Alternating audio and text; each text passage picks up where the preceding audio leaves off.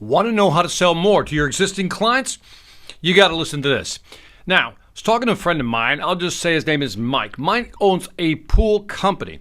And he told me a fascinating story, and I wanted to share this with you because this is brilliant in its simplicity. Here's what happened. He sells pools, right?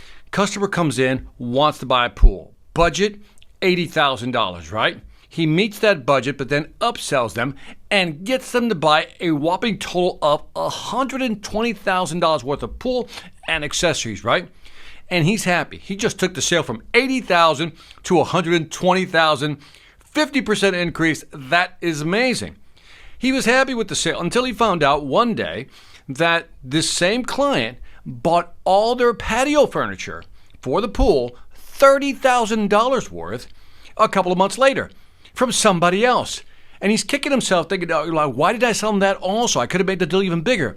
But here's the reality, and I think he understands this today, is that we all reach a point of decision fatigue where we don't want to make any more decisions, right?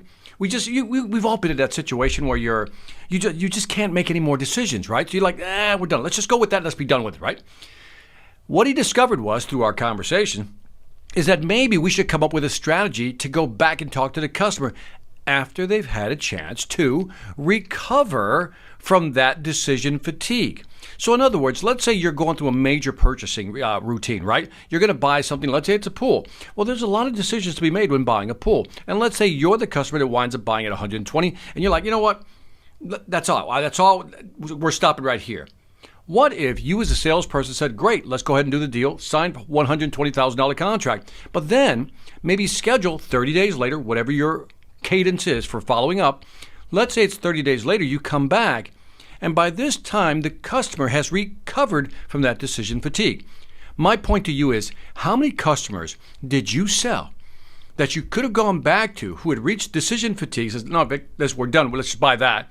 How many customers do you have in your portfolio that you could have gone back to, let's say 30 days later, and maybe sold them more? Keep this in mind. If you want to sell more to existing customers and they reach the point of decision fatigue where they can't make any more decisions, why don't you put this in, let's say, your CRM to follow up every 30 days, 45 days, whatever it may be. This allows them to recover and you to sell more. This is Victor Antonio, always reminding you, selling ain't hard if you wait long enough and you know how. Take care.